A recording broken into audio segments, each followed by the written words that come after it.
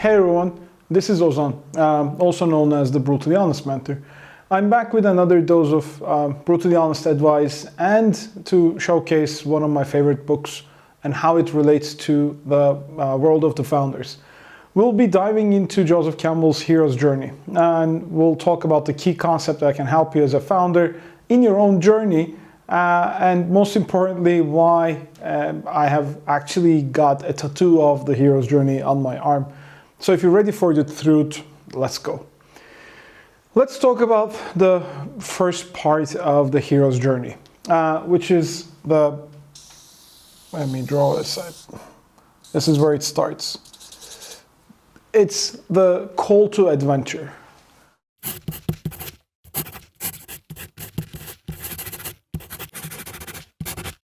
This is in every founder's life.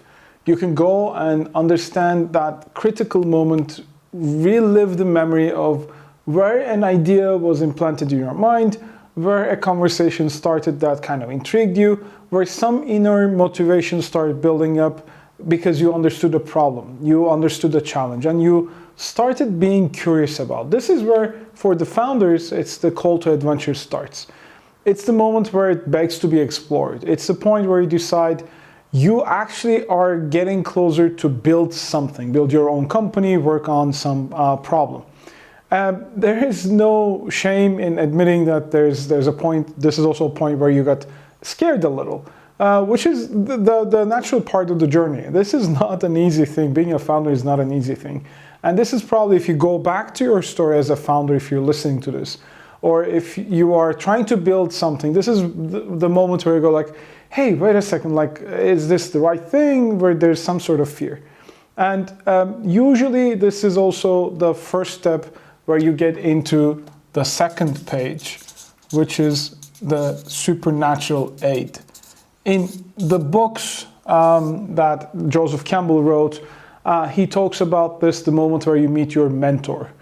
The whole process, which is the monomyth, the spiritual aid is really critical. This is where the hero meets something or somebody, a mentor, like the firing bush, a message from the heavens, somebody that they bump into on the road, and that's where things get exciting.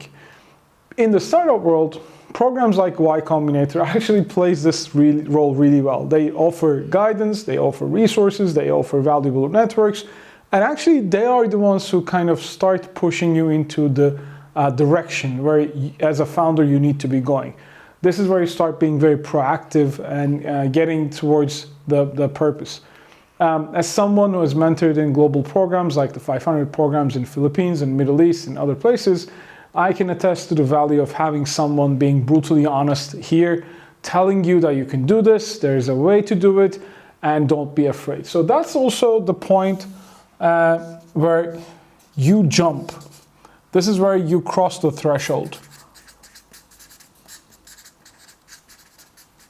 This is the status quo, where you used to live, what you used to do, the company you used to work for, and now you're getting into the nitty-gritty. This is the moment where you're kind of fully committing to your venture. You're leaving the safety of your old life behind. You start facing countless unknowns and risks. But yeah, so what? That's the entrepreneurship. I mean, as a Star Wars fan, you can think of this moment where Luke Skywalker has met the mentor, Obi-Wan, and now they're trying to move and they have left Tatooine to join the Rebel Alliance.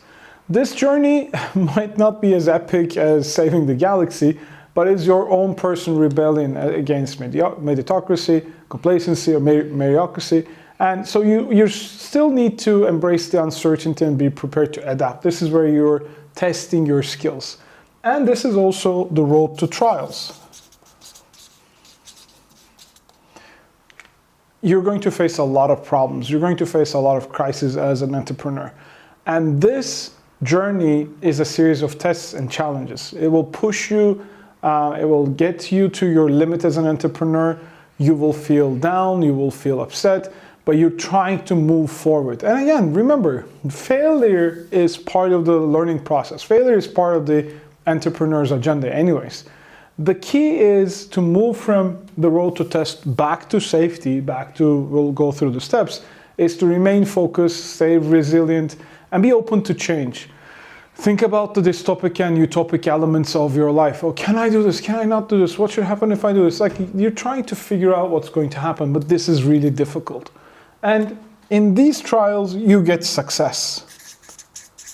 Small successes where you're actually feeling right. Maybe this is your first customer. Maybe this is the moment you launch your product and it gets closer and you're getting wins. Up until the point where you get your ultimate tests. Maybe for you, this is fundraising. This is getting into your next stages of your product development. You are after the goal. You're after the price. But before the price, you need to work yourself through it. You need to get a lot of resources. And this is the moment where you beat for example, in the game analogy, you build the end of the level monster. Achieving your initial goals is like trying to get to the reach of the mountain, the top of the mountain. And then all of a sudden you only realize there are lots of mountains ahead of you. But now as an entrepreneur, you know you can do this. You're able to finish this journey and this is okay for you now. So this is one victory and the other, but you're still very passionate going forward to become even more successful. And then this tests that you get into lead you towards becoming more sane, becoming more sage in a way, until you start your journey to get back.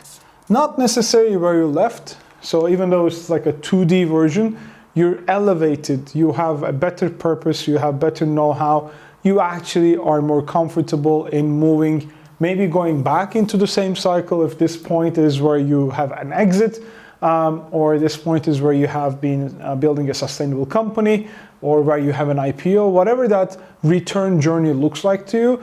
Now you have left the perils, you're successful.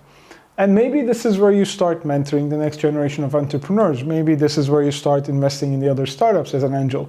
And maybe this is the time where you build use your newfound knowledge to create a course, much like we're trying to do.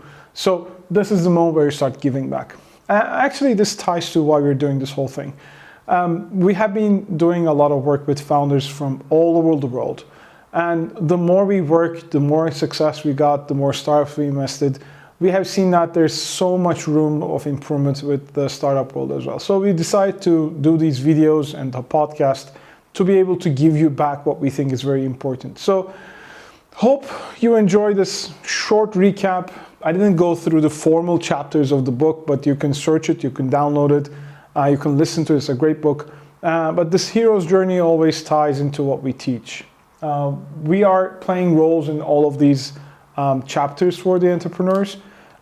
So if there's anything you'd like to share on your journey, anything you'd like to share about Star Wars, please join us. Send us comments, send us communications, and you can subscribe for the Brutally Honest Mentor videos and to the podcast for more guidance, more tips, and truth bombs. So until next time, stay strong. May the force be with you on your entrepreneurial journey.